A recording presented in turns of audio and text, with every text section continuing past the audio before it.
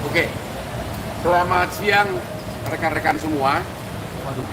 Kami melakukan konferensi pers ini karena setelah mengamati perkembangan penyidikan, kalaupun nanti perkara ini dibawa ke pengadilan, di mana Peggy sebagai tersangka, maka motivasi dan fakta sebenarnya secara keseluruhan dari kasus ini tidak akan terbongkar.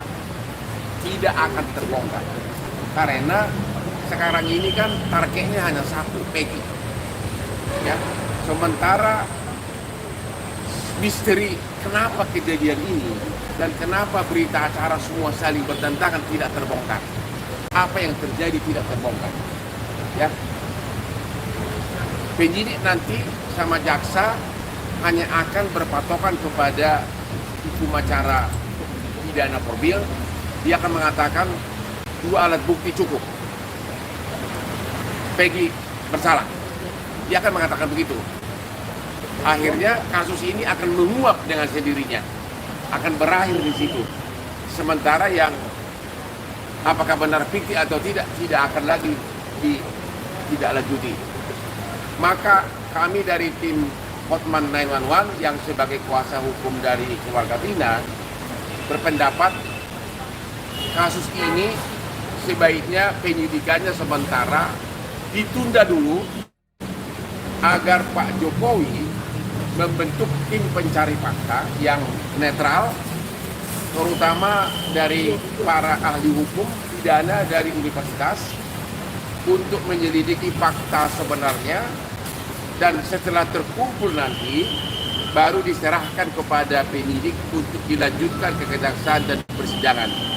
Jadi sekali lagi, kami tidak menyatakan kasus ini dihentikan. Jangan ada yang nanti yang ember lagi. Kami tidak menyatakan kasus ini dihentikan.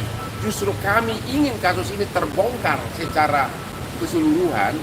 Ini tidak mungkin lagi terbongkar secara keseluruhan kalau hanya mengandalkan penyidikan yang sekarang yang fokusnya hanya Peggy. Karena proses penyidikan sekarang hanya terhadap Peggy. Ya. Itu tidak mungkin lagi terbongkar apa kejadian tahun 2016. Kenapa BAP-nya begitu lengkap di 2016 dan sekarang tiba-tiba BAP 2016 dirontokkan di penyidikan sekarang. Ya.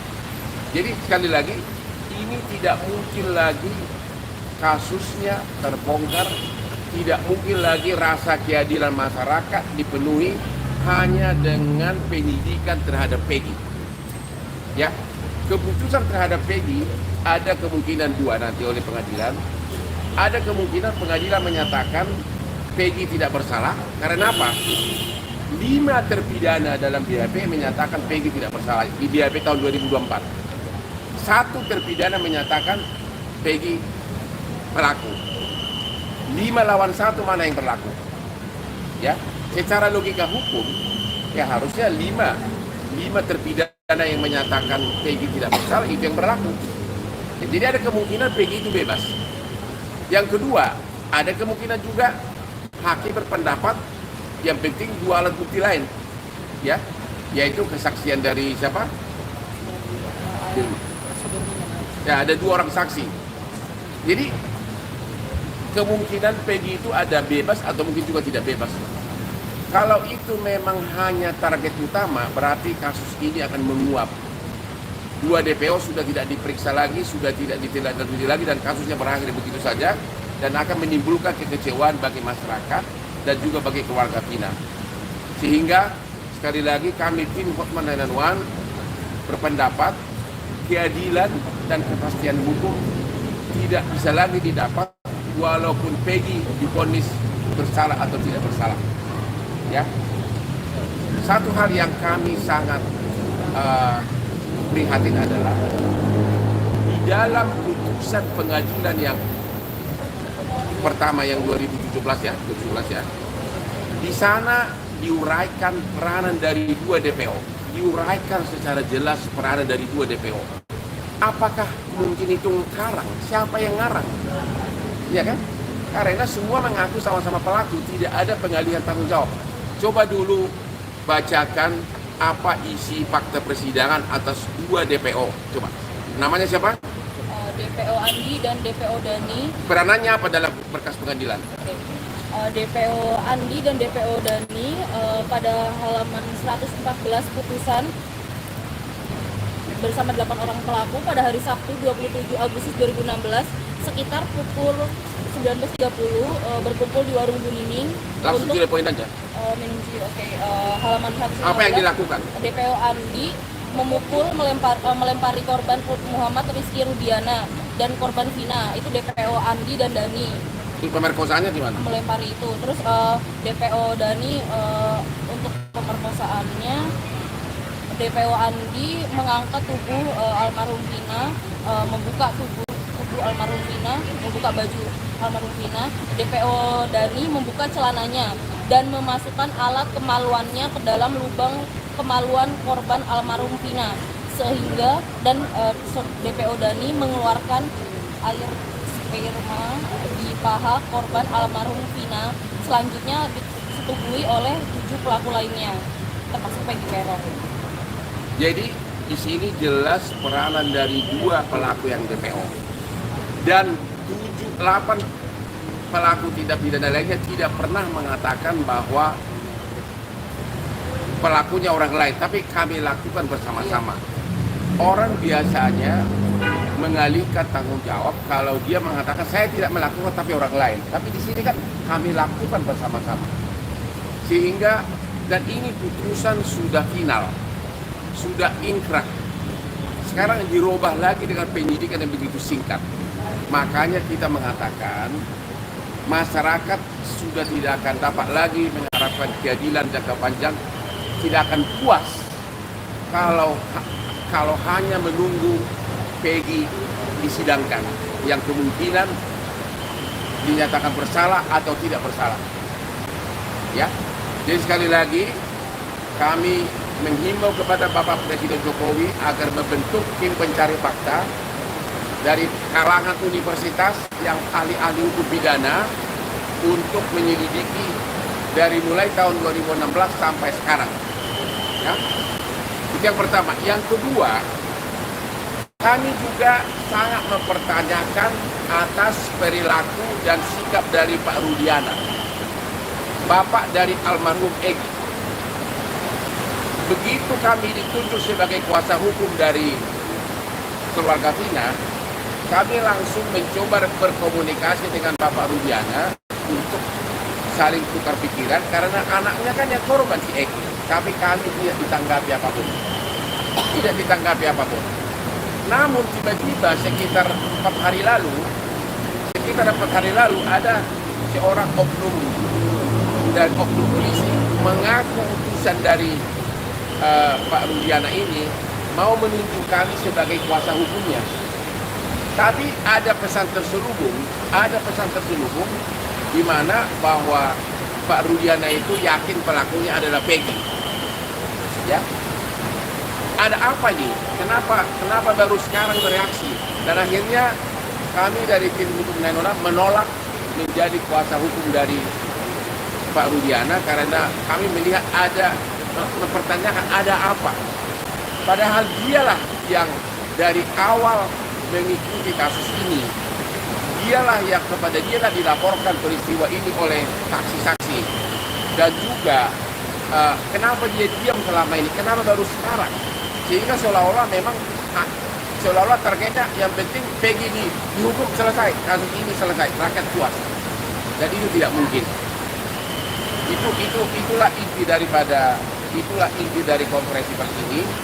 Yang jelas bahwa masyarakat tidak akan mengharapkan kepuasan, keadilan apabila tidak dilakukan tim pencari fakta untuk mencari fakta sebenarnya rahasia di balik skandal ini. Itu inti daripada konferensi pers ini. Ya, saya kasih contoh. Di dalam BAP tahun 2024, 5 terpidana menyatakan Peggy tidak terlibat. 1 terpidana mengatakan terlibat. 5 lawan 1. Kalau 5 lawan 1, harusnya kan yang menang suara terbanyak dong. Harusnya, walaupun di dalam kuhap tidak jatuh.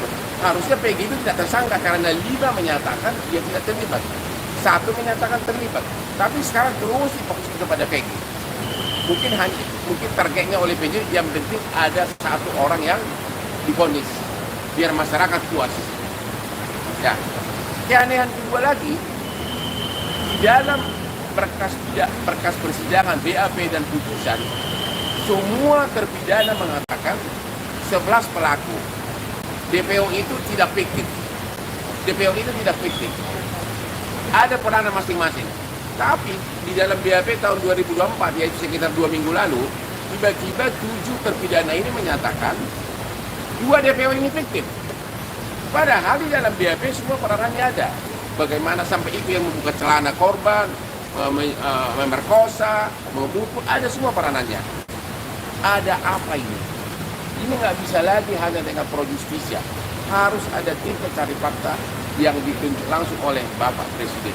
Kalau enggak ini kasus hanya diputus nanti PG bersalah atau tidak, kasusnya menguap begitu saja. Kira-kira intinya itu inti daripada kongres pers kami ini. Karena sekali lagi, yang ketiga ada yang medsos comber atau medsos ada kayak sakit jiwa yang mengatakan seolah-olah tim Hotman 991 itu sudah agak mulai melemah, seolah-olah gara-gara ini kasus terkait kasus narkoba, seolah-olah gara-gara Hotman dulu pengacaranya Teddy Minahasa, itu jelas-jelas orang-orang yang sakit jiwa itu mengatakan itu di TikTok. Karena apa? Ya begitu Peggy ditangkap, yang pertama kali meminta agar Peggy itu dibela oleh pengacara kaliber nasional adalah Hotman. Saya yang mengusulkan agar Peggy itu dapat keadilan, agar ditunjuk pengacaranya ex dari timnya Prabowo, yaitu Yusril sama Otto Hasibuan. Itu usulan dari saya pertama. Kalau saya tidak mau kasus ini terbongkar, saya dalam mungkin ngapain saya usulin pengacara top. Justru saya pengen kasus ini terbongkar habis. Cuma gara-gara ada lampir segala macam itu di TikTok, ya ada yang menerima uang segala macam lah katanya. Yang punya TikTok segala macam, gue udah kaya raya, gue nggak mungkin terima sukupan uang kecil, oke? Gue lebih kaya dari bupati yang kau maksud, nggak mungkin saya terima uang, ya? Gue lebih kaya dari bupati-bupatinya, ya? Saya benar-benar, sekarang ini udah 2 nih fakta bahwa kami benar-benar tinggi kasus ini terbuka. Hotman lah yang pertama meminta agar Otto Hasibuan dan Yusril menjadi pengacara Peggy agar berani di persidangan, agar kasus ini terungkap. Kalau memang saya membelok, saya nggak mungkin mengusulkan pengacara top. Yang kedua sekarang, saya yang mengatakan agar Pak Jokowi bentuk tim pencari fakta, bongkar sedalam-dalamnya. Kalau hanya formalitas pro justisia, ini hanya akan mengarah kepada Peggy dan kasus ini apa yang terjadi akan tertutup selama-lamanya. Oke? Jadi sekali lagi saya somasi kepada orang yang TikTok dan segala macam agar TikTok murahannya ditutup, ya. Udah mukanya aneh-aneh lagi kayak hantu lagi. Ya, kira-kira inti daripada ini. Jadi sekali lagi, kasus ini tidak akan terbongkar apa kejadian sebenarnya hanya dengan mengadili Peggy. Walaupun Peggy dinyatakan bersalah. Itu intinya. Ada pertanyaan silakan.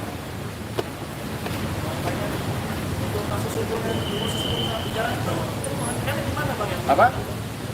Proses hukum yang jalan sekarang, yang prosesnya itu pertama harus diberikan dengan cara apa? Biar Peggy ini masuk lagi bangkit. Ya, kan tinggal presiden perintahkan kepada polisi stop dulu sementara, tunda dulu sementara, bentuk tim pencari fakta yang netral dari kalangan ahli pidana universitas. Sesudah tim pencari fakta ini bekerja, ditemukan sesuatu, baru dikasih ke tim penyidik untuk dilanjutkan penyidikan. Jadi sekali lagi jangan ada yang nanti salah pengertian dikiranya kita minta dihentikan. Tim pencari fakta inilah yang bisa diharapkan membongkar kasus ini. Nanti temuan mereka dikasih ke penyidik untuk dilanjutkan ke persidangan. Itu. Dan itu boleh, itu tidak melanggar hukum.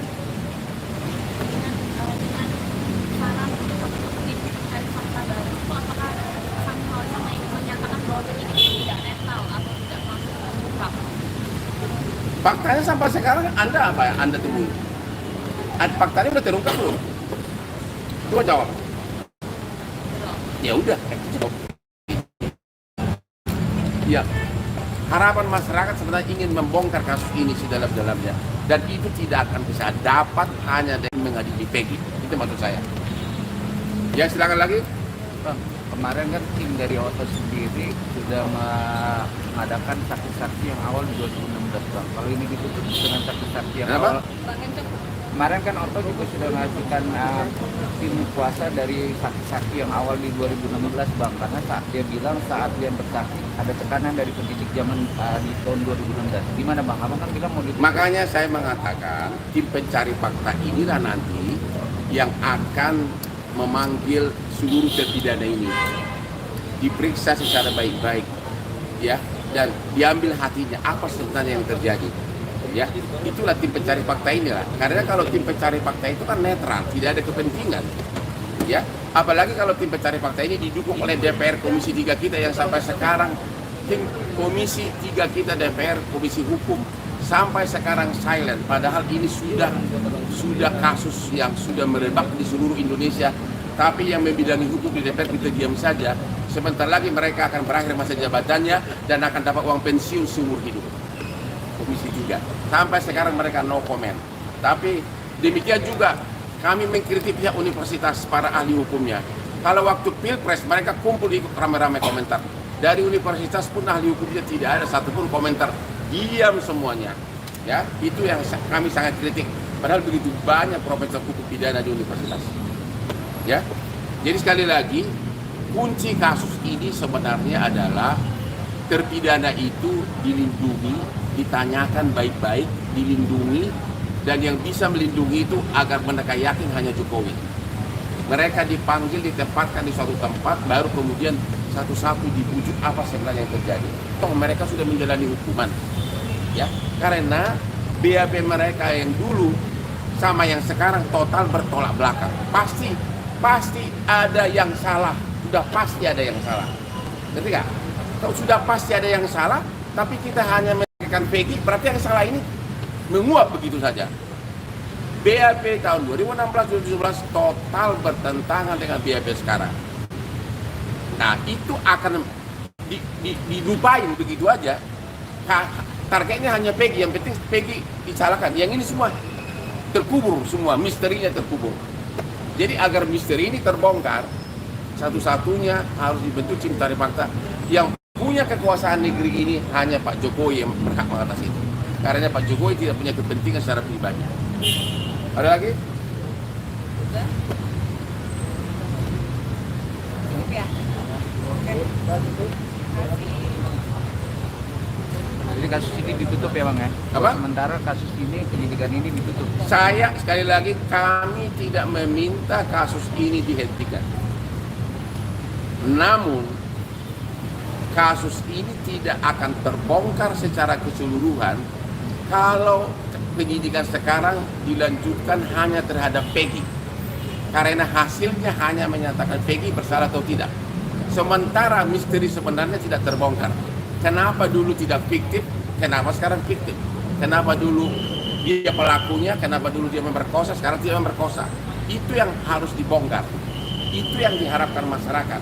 Apa benar ada orang di belakang ini semuanya? Itu yang diharapkan oleh masyarakat.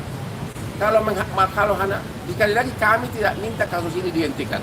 Hanya dibentuk tim pencari fakta agar menemukan, agar lebih fleksibel, lebih netral menemukan fakta-fakta, terutama 8 terpidana ini harus benar-benar dilindungi, dirayu, ditempatkan di suatu asrama atau apa, baru kemudian di BAP satu-satu agar semua curhat, ya, agar semua curhat. Hanya itu. Tanpa itu kasus ini tidak akan terbongkar.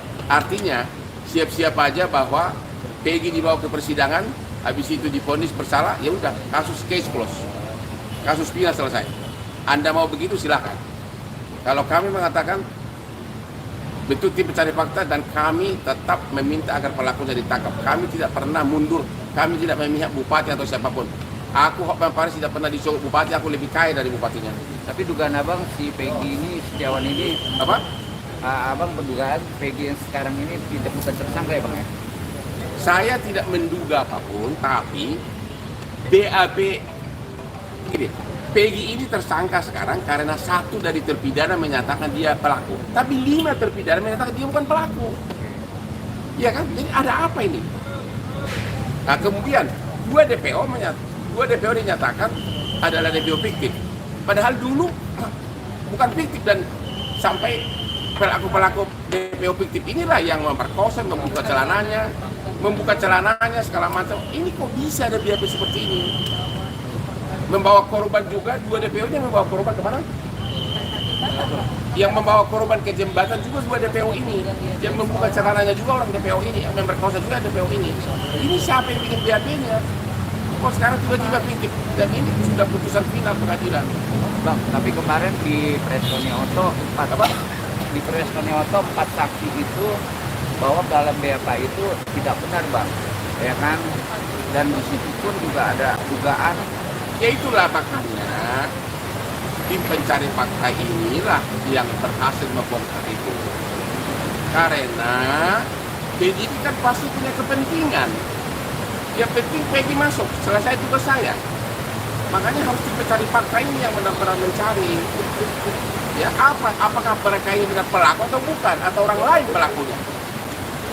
Kalau itu tidak dibuka, kasus ini akan menguap dengan sendirinya.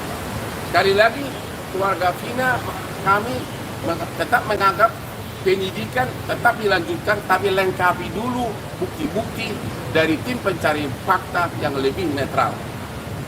Ya, hanya itu agar dua berita acara, begitu banyak berita acara yang bertentangan ini bisa terungkap. Tidak masuk di akal penyidikan 2 minggu di 2024 bisa begitu saja mengenyampingkan BAP, putusan persidangan, putusan pengadilan tahun 2017.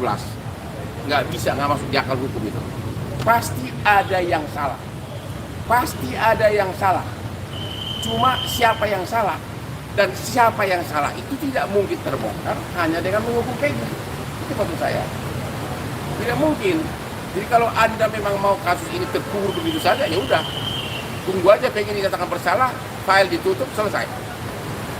Ya. Ini maksudnya Bang Oman mau ada kayak ada banyak kejanggalan ya di kasus ini dalam penanganan kasus ini. Artinya Bang Oman ini juga mau ada sosok yang menyidik kasus ini juga ikut diperjelas gitu. Kenapa sih jadi nggak jelas? Yaitu tim pencari fakta ini membongkar misteri dari 2016. Baik penyidiknya, baik motivasinya apa dan kenapa. Kalau ini fiktif, ya. Kenapa di BAP tahun 2016 begitu rapi perlakuan dari uraian kelakuan dari fiktif itu? Bahkan disibukkan membuka celana. Masuk di akal enggak? 7 terpidana mengarang cerita bahwa 2 fiktif inilah yang membuka celana. Nggak mungkin kepikir ke sana lah. Kecuali dia mengatakan pelakunya itu yang 2 orang ini kami tidak bersalah. Ini kan mereka sama-sama ngaku. Orang biasanya melimpahkan tanggung jawab kalau dia menyatakan dirinya tidak bersalah. Ini enggak. Ini memang misterinya sangat dalam. Ada apa ini? Siapa yang membuat BAP ini tahun 2016? Itu pertanyaan utama. Siapa yang membuat BAP ini 2016? Kok bisa rapi begini? Ya, uraiannya semua lengkap. Tapi kalau sekarang dengan hitungan beberapa hari 2014 dinyatakan fiktif, berarti semua hasil persidangan yang 2016 itu dinyatakan otomatis gugur. Ya, gugur. Fakta persidangan berarti berubah. Ya kan? Ya harusnya yang 7 orang ini harusnya buru-buru aja mengajukan PK dong. Buru-buru mengajukan PK. Ya kan? Penyidik yang awal mengarang. Kenapa? Penyidik yang menangani kasus ini pertama-tama itu banyak mengarangnya. Kita itu tugas dari tim pencari fakta. Tapi uraiannya ini sangat lengkap, ya, sangat jelas. Aku juga bingung kalau orang rame-rame memerkosa, masa masih ingat sih siapa yang duluan? Hah? Ini bahasa siapa ini? Coba kalau 8 orang memerkosa, di BAP ditulis aku duluan yang merawani, kata yang satu. Yang satu bilang, sampai sperma gua buncrat ke pahanya, katanya. Coba, itu bahasa siapa itu? Masa sampai ingat segitu rapinya? Iya kan? Jadi kita BAP 2016 itu kita curiga. Itu benar nggak itu BAP kejadian sebenarnya gitu?